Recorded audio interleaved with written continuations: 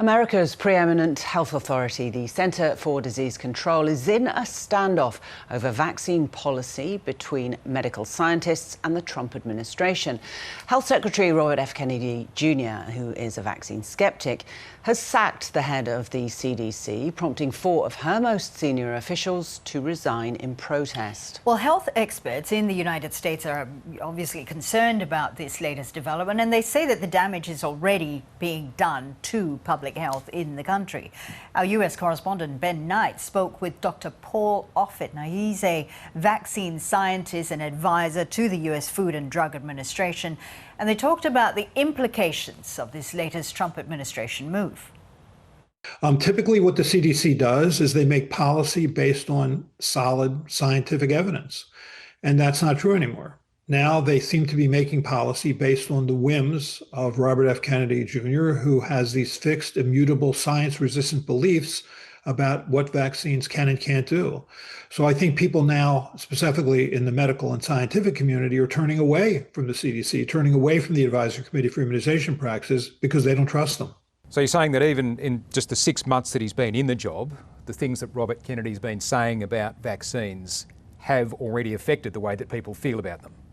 Yes, it's having an effect. You have Robert F. Kennedy Jr. standing up and giving a 1-minute video on X at the end of May saying that Health and Human Services is no longer going to be recommending the COVID vaccine for healthy young children, even though we know from CDC's own data that thousands of children who primarily less than 4 were hospitalized this past year, 20% of whom went to the intensive care unit, and 150 died, half of whom were previously healthy. And so now people are confused. People aren't able to get vaccines that they want. There are certainly pregnant women who've been unable to get a vaccine that would protect them as well as their unborn child. So it's really confusing. And I think that's Robert F. Kennedy Jr.'s goal, is to make it confusing, because when it's confusing, then fewer people are going to be vaccinated. And I think that is his goal.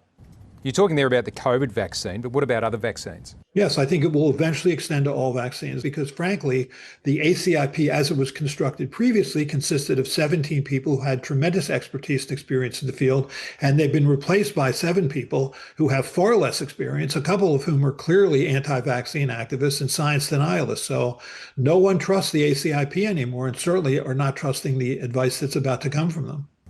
Robert Kennedy's also said that this month he's going to be releasing the results of a study into vaccines and autism. What do we know about that? So he's going to hold up, probably in the next month or so, some bogus, methodologically flawed, uninterpretable paper, as he does frequently, and say, see, this is it. This is a landmark study. It's a gold standard study that shows what the cause of autism is.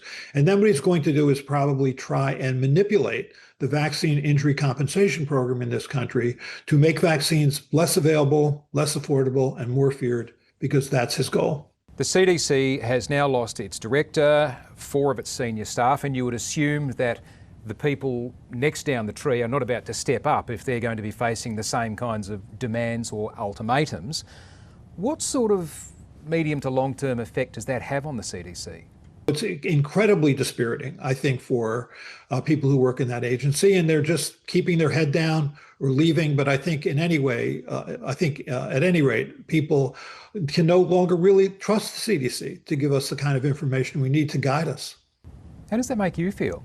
Oh, I feel like we have been invaded by a foreign country that has decided to take over our public health infrastructure and tear it to shreds. That's what it feels like. And you're just kind of holding on, buckling up, hoping that we get to a time when we get past this. But there's going to be a lot of damage done in the meantime. What sort of damage? Well, I think children will suffer. It's already happening. Look at what's just happened over the past year. We've had the biggest measles outbreak in 33 years. We've had 2 children, healthy young little girls, 6 and 8-year-old girls, die of measles. That's the first measles death in a child in this country since 2003. That's more than 20 years ago. We've had 266 children die of influenza this year. We haven't seen numbers that big since 2009. We've had a handful of children die of whooping cough this year in states that hadn't seen whooping cough deaths in years. It's bad, and it's only going to get worse. I feel like with Robert F. Kennedy Jr. as Secretary of Health and Human Services, it is a dangerous time to be a child in the United States of America.